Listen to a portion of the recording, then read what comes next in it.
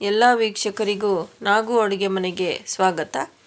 ಇವತ್ತು ನಾವು ಸಬ್ಸಿಗೆ ಸೊಪ್ಪನ್ನ ಬಳಸ್ಕೊಂಡು ಆರೋಗ್ಯಕರವಾದ ಪಲ್ಯನ ಹೇಗೆ ಮಾಡೋದು ಅಂತ ನೋಡೋಣ ಬನ್ನಿ. ಇದಕ್ಕೆ ನಾನು ಒಂದು ಕಟ್ಟಷ್ಟು ಸಬ್ಸಿಗೆ ಸೊಪ್ಪನ್ನ ಚೆನ್ನಾಗಿ ನೀರಲ್ಲಿ ತೊಳ್ಕೊತಾ ಇದ್ದೀನಿ. ಇದರಲ್ಲಿ ಮಣ್ಣೆಲ್ಲ ಇರುತ್ತೆ, ಅದಕ್ಕೆ ನೋಡಿಕೊಂಡು ಕ್ಲೀನಾಗಿ ತೊಳ್ಕೊಳ್ಳಿ. ಇವಾಗ ತೊಳ್ಕೊಂಡು ನಾನು ಸಣ್ಣಗೆ ಹಚ್ಚಿಟ್ಕೊಂಡಿದ್ದೀನಿ. ಇವಾಗ ಸ್ಟವ್ ಆನ್ ಮಾಡಿ ಒಂದು ಕುಕ್ಕರ್ ಇಟ್ಕೋತಾ ಇದ್ದೀನಿ. ಈ ಕುಕ್ಕರ್ಗೆ ಒಂದು ತಮ್ಗೆಯಷ್ಟು ನೀರು ಹಾಕ್ಕೊಂಡಿದ್ದೀನಿ. ನೀರು ಹಾಕ್ಕೊಂಡ್ಮೇಲೆ 1.5 ಲೋಟದಷ್ಟು ತೊಗರಿಬೇಳೆ ಹಾಕ್ಕೋತಾ ಇದ್ದೀನಿ. ತೊಗರಿಬೇಳೆ ಹಾಕ್ಕೊಂಡ್ಮೇಲೆ ಇದಕ್ಕೆ ಅರ್ಧ ಬಟ್ಲಷ್ಟು ಹೆಸರು ಕಾಳು ಹಾಕ್ಕೋತಾ ಇದ್ದೀನಿ. ಹೆಸರು ಕಾಳು ಕೂಡ ಆರೋಗ್ಯಕ್ಕೆ ತುಂಬಾ ಒಳ್ಳೆಯದು, ತಂಪು ಕೂಡ, ಅದಕ್ಕೋಸ್ಕರ. ಇವಾಗ ನಾವಾಗಲೇ ಹಚ್ಚಿಟ್ಕೊಂಡಿದ್ವಲ್ಲ ಸಬ್ಸಿಗೆ ಸೊಪ್ಪು, ಅದನ್ನೆಲ್ಲ ಹಾಕ್ಕೋತಾ ಇದ್ದೀನಿ. ಸಬ್ಸಿಗೆ ಸೊಪ್ಪು ಉಷ್ಣ, ಹೆಸರು ಕಾಳು ತಂಪು, ಎರಡೂ ಆರೋಗ್ಯಕ್ಕೆ ತುಂಬಾ ಒಳ್ಳೆಯದು. ಐರನ್ ಅಂಶ ಇರುತ್ತೆ ಸೊಪ್ಪುಗಳಲ್ಲಿ, ಅದಕ್ಕೋಸ್ಕರ. ಇವಾಗ ನಾನು ಲಿಡ್ ಕ್ಲೋಸ್ ಮಾಡಿ 3-4 ವಿಜಿಲ್ ಕೂಗಿಸ್ಕೊಂಡಿದ್ದೀನಿ. ನೋಡಿ, ಇವಾಗ ಕುಕ್ಕರು ಆರಿದೆ. ಇವಾಗ ನಾವು ಹೆಸರು ಕಾಳು ಮತ್ತು ತೊಗರಿಬೇಳೆ ಬೆಂದಿದೆಯಾ ಅಂತ ಒಂದ್ಸಲಿ ನೋಡ್ಕೊಳ್ಳೋಣ. ಒಂದೊಂದು ತೊಗರಿಬೇಳೆ ಬೇಗ ಬೇಯುತ್ತೆ, ಒಂದೊಂದು ಬೇಯಲ್ಲ, ಅದಕ್ಕೋಸ್ಕರ ಒಂದ್ಸಲಿ ಚೆಕ್ ಮಾಡ್ಕೊಳ್ಳಿ.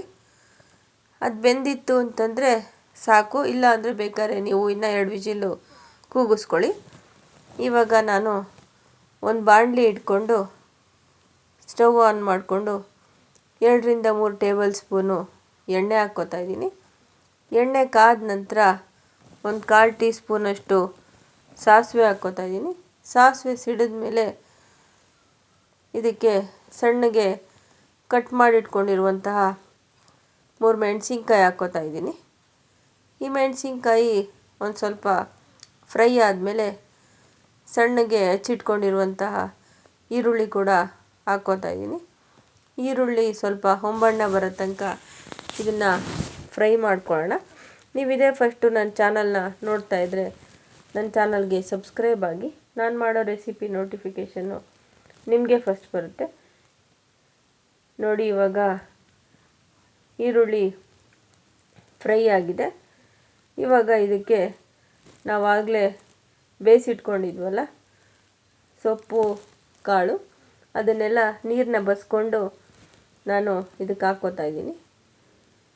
ಇವಾಗ ಇದನ್ನೊಂದ್ಸಲಿ ಚೆನ್ನಾಗಿ ಮಿಕ್ಸ್ ಮಾಡಿಕೊಂಡು ಇದಕ್ಕೆ ಒಂದು ಬಟ್ಲಷ್ಟು ಕಾಯಿ ತುರಿದಿಟ್ಕೊಂಡಿದ್ದೆ, ಅದನ್ನು ಕೂಡ ಹಾಕ್ಕೋತಾ ಇದ್ದೀನಿ.